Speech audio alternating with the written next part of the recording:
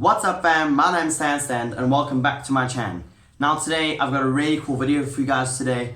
I'm going to actually have a few episodes of cool, funny, awesome camp stories from my camp experiences at camps. And today I'm going to start off with my first episode, and don't forget to check out all the ones that are coming out in the future. Also, before I start this video, if you haven't seen my previous video on the tour of the camp, some things might help you out so you can get a more visual picture of what I'm talking about, because people might not understand what's going on. Any location or building or something that I describe in this video, any other videos will all be in the previous video about the camp.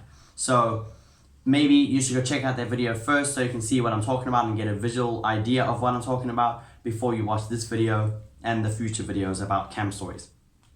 But I'm going to get right into the first one. It's one of my favorite stories to tell. It's 100% true. I just disguised a few people's names just so it remains safe in case they say like, I don't want you to say that I'm in the video. So I changed people's names, but the stories itself are 100% true and I experienced them as a counselor, and they're going to be really fun, crazy, really weird videos. So I'm going to start you off with one of my favorite ones. This happened in my camp in America. I work in a summer camp in Nashville, Tennessee, and every Monday we go camping out with a camp out spot. Each age groups stays in a different location. If you're like 9 and older, you're going to be staying in a tent with maybe like 7 or 8 other people, including a counselor most of the time. And they're going to be in an open area field near the forest or like near the lake, or depending on the age group, you have different locations. But this week I was with the younger group, which is 7 to 9 year olds, called the Frontiers, and we stay in the gymnasium with them because it's safer. It's got walls around it. It's like a comfortable field. It's got AstroTurf if you've seen that video. It's got a roof over it just in case it rains. We don't stay in tents. We just sleep with our sleeping bags and blankets on the AstroTurf there. And it was this particular week, this summer, which is going to be my third summer. I just got back from it a few weeks ago, and it was a Monday night, and we were camping out with the youngies, and we were playing games. We had pizza for dinner, which is the best camp out food ever. It was so much fun. Then we went to go to the gymnasium. We played a bit of soccer. We played with glow sticks. We had a dance party. We told cool stories. We played tag for a bit, and then later on we went to bed. This was at like maybe 9:30ish kind of time. The thing that is notorious with camp outs, specifically with the younger ones, is that they get scared because there's bugs, or they're scared that a wolf is going to eat them, although there's no wolves at camp, or like a bear is going to come out the woods or whatever. You know, these kids' imaginations are insane. So as a counselor, you're going to have a lot of talks with a lot of kids. I personally have dealt with a lot of cases of, I'm scared, I miss my mom, I'm too hot, there's too many bugs, whatever. And that's okay, I'm used to that. I've had lots of experience with that, and I'm used to talking to them about that kind of stuff. So from around 9:30 until maybe 11, maybe 10:30 kind of, I walked around talking to a lot of kids that were calling me. Like a couple of kids were homesick, one kid was scared of the dark, one kid was annoyed from the bugs, one kid said it was too hot. I don't know what I'm supposed to do with that. I can't pour ice over him. So, I don't know, I just said sleep. But after all that kind of time, it was like everyone was kind of asleep, and I was like, okay, cool, now I can go rest. So I went to my area with my sleeping bag.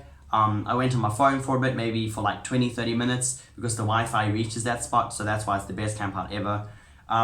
And I went on my phone for a bit to watch a bit of YouTube and whatever, and then eventually I went to sleep maybe at around 12, kind of midnight-ish, maybe a little bit later than that.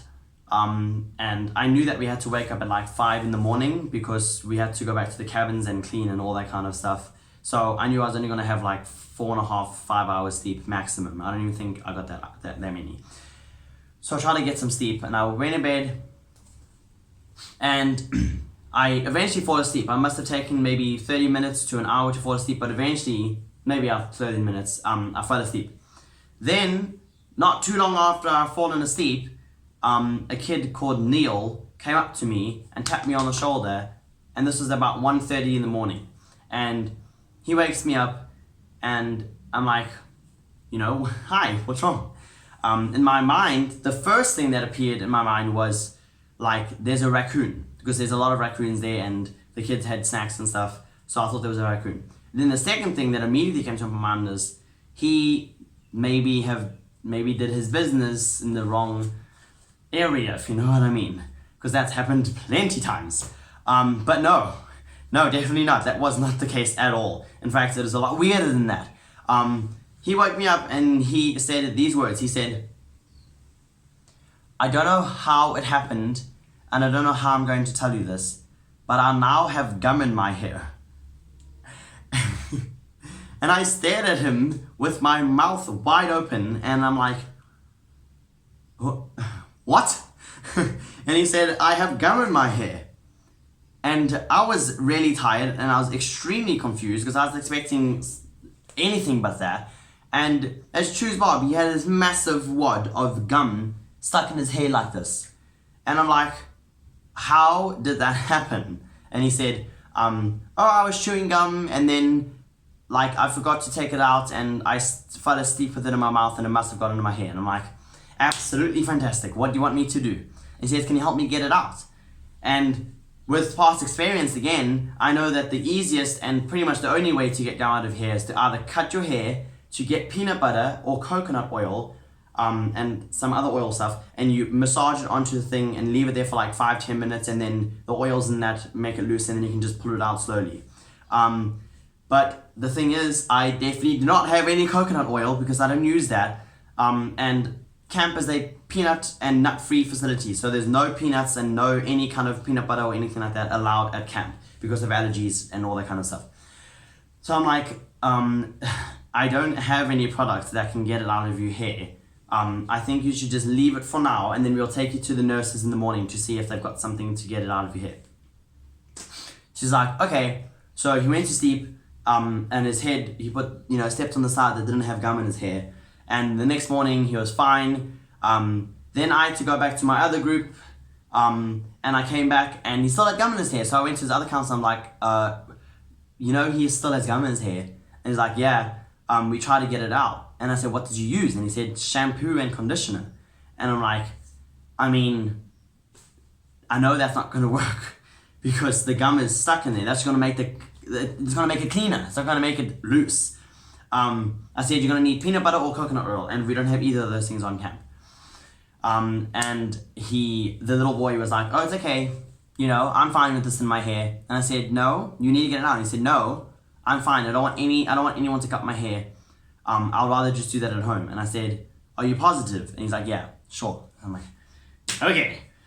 Then Saturday comes, which is the day that the kids go home and their parents pick him up.